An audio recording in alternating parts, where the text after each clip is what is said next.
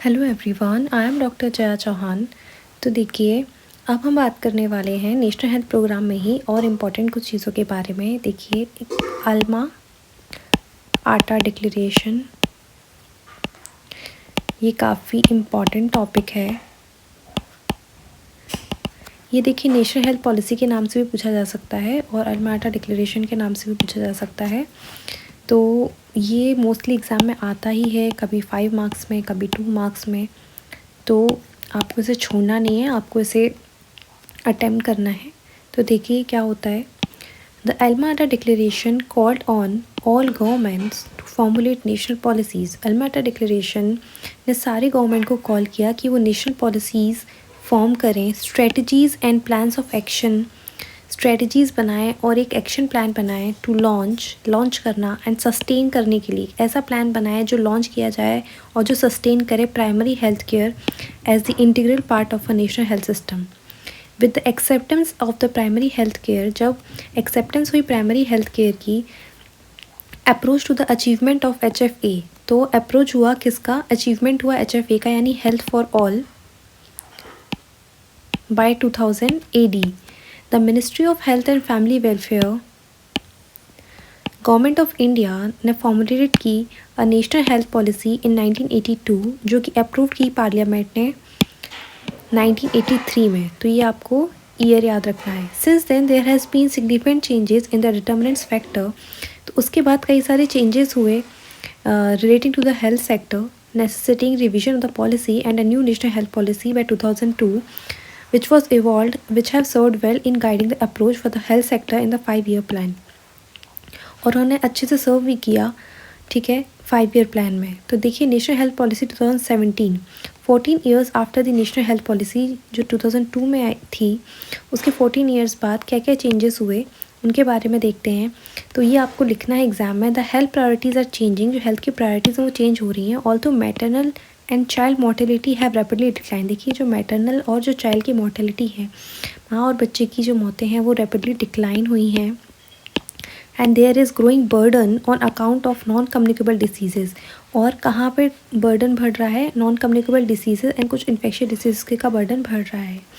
The emergence of a robust health care industry estimated to be growing at double digit. जो health care industry है उसका emergence देखा जा रहा है कि वो इसका ग्रो करेगा double digit. The growing incidence of catastrophic expenditure, जो आपत्तिजनक खर्चे हैं due to health care cost की वजह से, उसके इंसिडेंस जो है वो बढ़ते जा रहे हैं, जो कि प्रेजेंटली एस्टिमेटेड किया गया है one of the major contributor है पॉवर्टी का, है ना।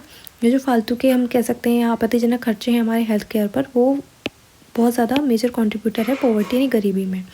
A rising economic growth enables enhance physical capacity. और जो हमारी इकोनॉमिक ग्रोथ है वो राइज़ कर रही है और वो इनेबल करेगा कि हमारी फिजिकल कैपेसिटी जो है वो इन्हेंस हो। अब बात करने वाले हैं पॉलिसी के प्रिंसिपल क्या क्या हैं। तो देखिए, प्रिंसिपल काफ़ी सिंपल हैं। प्रोफेशनलिज्म होना चाहिए, इंटीग्रिटी एंड एथिक्स होना चाहिए, इक्विटी होना चाहिए, अफोर्डेबल हो, यूनिवर्सलिटी हो, patient centre and quality care हो, काउंटेबिलिटी हो, इंक्लूसिव पार्टनरशिप हो, प्लूरलिज्म हो, है ना, बहुतावाद हो, डिसेंट्रलाइजेशन हो, डायनामिज्म एंड अडेप्टिवनेस हो। अब आता है एम्स एंड ऑब्जेक्टिव क्या है नेशनल हेल्थ पॉलिसी, तो 2017 में आई थी। The primary aim of the national health policy 2017 is to inform, clarify, strengthen. Inform करना, क्लैरिफाई करना, स्ट्रेंथन करना क्या, and prioritise the role of the government, और गवर्नमेंट का रोल प्रायोरिटाइज करना इन शेपिंग हेल्थ सिस्टम, और हेल्थ सिस्टम को shape करना सारे डायमेंशंस में। कौन कौन से dimension, investment in health, organisation जो हेल्थ केयर सर्विसेज का उसमें, डिसीज़ के प्रिवेंशन में, गुड हेल्थ को प्रमोट करने में, थ्रू किसके through the cross sectoral sections, access technology का, डेवलप करें human resources and medical pluralism encourage किया जाए, बिल्डिंग नॉलेज बेस, नॉलेज का बेस बनाया जाए, डेवलपिंग बेटर फाइनेंशियल प्रोटेक्शन हो, ऐसी स्ट्रेटजीज हो जिसमें बेटर फाइनेंशियल प्रोटेक्शन हो, स्ट्रेंथन रेगुलेशन हेल्थ इंश्योरेंस, और स्ट्रेंथन किया जाए हेल्थ इंश्योरेंस का रेगुलेशन। अब देखते हैं इसके ऑब्जेक्टिव क्या है। ऑब्जेक्टिव है to improve health status, health status को इम्प्रूव करना किसके थ्रू, कंसर्टेड पॉलिसीज़ के थ्रू सारे सेक्टर्स में। टू एक्सपेंड प्रिवेंटिव, एक्सपेंड करना preventive, promotive, curative, palliative and rehabilitative services किसके through? Through the public health sector with focus on quality, quality पे focus किया जाए। Progressive achievement of universal health coverage, यानी progressive achievement हो जिसमें पूरी universal health coverage दी जाए। Reinforcing trust in public health care system, जो हमारा पब्लिक हेल्थ केयर सिस्टम है उस पर लोगों को ट्रस्ट नहीं है तो उस पर लोगों को ट्रस्ट हो। Align the growth of private health care sector with the public health goals, और हमें अलाइन करना है ग्रोथ किसकी? प्राइवेट हेल्थ केयर सेक्टर की, किसके साथ? पब्लिक हेल्थ गोल्स के साथ। गोल्स देखिए ये है कि attainment of the highest possible level of the health, हमें अटेन करना है जो हाईएस्ट पॉसिबल लेवल है हेल्थ का उसको, एंड वेलबींग हमको अटेंड करना है सारी एजेस पर through a preventive and promotive health care orientation in all development policies, सारी डेवलपमेंट पॉलिसीज़ में, and universal access to good quality health services, और यूनिवर्सल एक्सेस यानी सभी को एक्सेस हो किसकी? Good quality health care services की। अब हम बात करने वाले हैं यूनिवर्सल इम्यूनाइजेशन प्रोग्राम की। देखिए इससे बड़ा तो क्वेश्चन नहीं बनता है, लेकिन हाँ एमसीक्यू में 1 और 2 मार्क्स के क्वेश्चन बनते हैं इससे।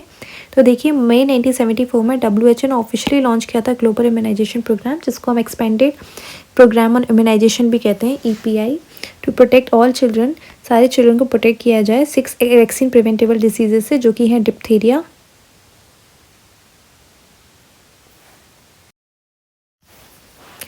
whooping cough, tetanus, polio, tuberculosis, measles by the year 2000। देखिए जो यूनिवर्सल इम्यूनाइजेशन प्रोग्राम है वो स्टार्ट हुआ था 1985 में। इसके 2 वाइटल कंपोनेंट्स हैं। पहला है इम्यूनाइजेशन होना प्रेग्नेंट वुमेन का अगेंस्ट टिटनेस, दूसरा है चिल्ड्रन का इम्यूनाइजेशन होना in the first year of the life against 6 EPI target diseases, जो मैंने अभी आपको ऊपर बताई। इसका एम है अचीव करना 100% कवरेज ऑफ प्रेग्नेंट वुमेन, जिसमें 2 डोजेस उनको लगे टिटनेस टॉक्साइड के, TT के, एंड 3 डोजेस लगे किसके? इन्फेंट्स में, DPT और OPV के, ठीक है, एंड 1 डोज लगे BCG का, एंड 1 डोज लगे मीजल्स का बाय 1990। अब आपको देखिए पता होना चाहिए कब कौन सा लगता है। तो देखिए बर्थ पे कौन कौन सी लगती हैं, तो BCG, OPV and hepatitis B। देखिए ये जो है ये बर्थ पे लगती हैं, ठीक है। और एक चीज़ आपको और याद रखनी है वो ये है कि जो BCG और OPV और जो DPT हैं ये दोनों सेम है, 6, 10, 14 वीक्स पे लगती हैं, एंड देन 60 to 80 मंथ और 5 ईयर्स पे लगती है। इसी तरह ये भी 6, 10 और 14 वीक्स पे लगता है, और 16 to 18 मंथ्स एंड 5 ईयर्स पे लगता है। देन आप देखिए HIV कॉन्जुगेट 6, 10, 14 पे लगता है। देन मीजल्स जो है वो 9 मंथ्स पे लगता है, एंड देन 60 to 24 मंथ्स पे, MMR 15 मंथ्स पे, टाइफाइड 2, 5, 8 और 12 ईयर्स पे, TT 10 year and then 16 year पे। और 2 डोजेस लगते हैं 1 month apart for pregnant women के लिए, और बूस्टर डोज लगेगा प्रीवियसली इम्यूनाइज्ड।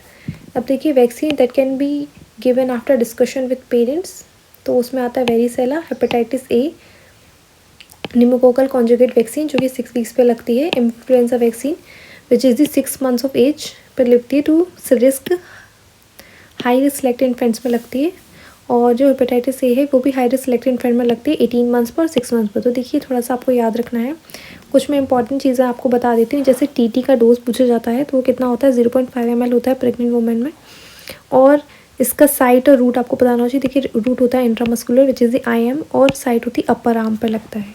दूसरा डोज कब लगेगा? अर्ली प्रेगनेंसी में लगेगा TT डोज प्रेगनेंसी में। सेकंड डोज लगेगा 4 वीक्स आफ्टर TT1, यानी TT1 के 4 वीक्स यानी ऑलमोस्ट 1 महीने बाद लगेगा। देन बूस्टर डोज लगेगा, अगर 2 TT डोज ले लिए हैं तो वो विद इन लास्ट 3 ईयर्स, है ना, लास्ट 3 ईयर्स में लगेगा। इसका डोज भी 0.5 ml ही होता है। देखिए अब आता है BCG जो है वो बहुत इंपॉर्टेंट है।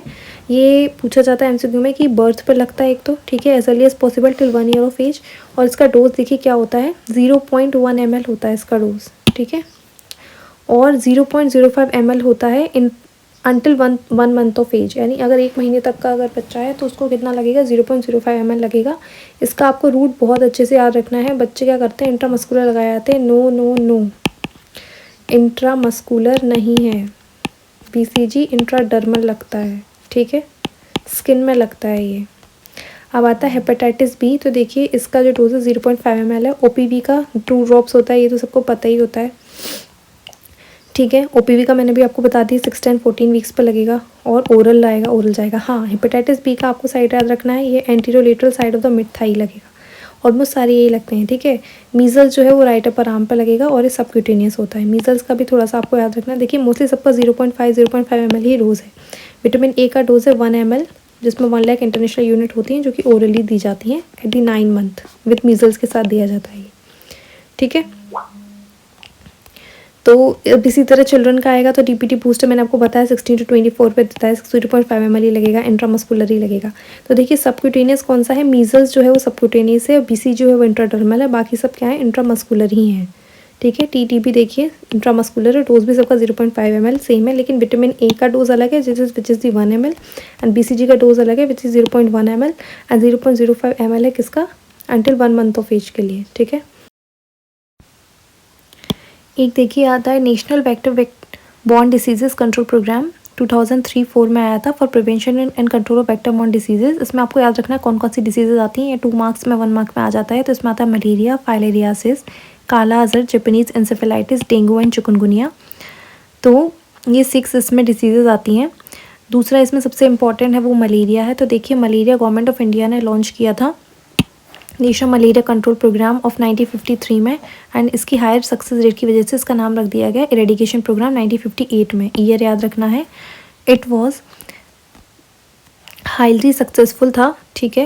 एंड रिसर्जेंस ऑफ मलेरिया देखा गया था अर्ली 1970s में, ठीक है। एंड फिर गवर्नमेंट ऑफ इंडिया ने इसको पूरे तरीके से इम्प्लीमेंटेड किया था 1977 में एंड द प्रोग्राम को रीनेम किया गया national anti malaria programme in 1999 and further इसका नाम रख दिया गया national vector borne disease control programme में 2002, ठीक है।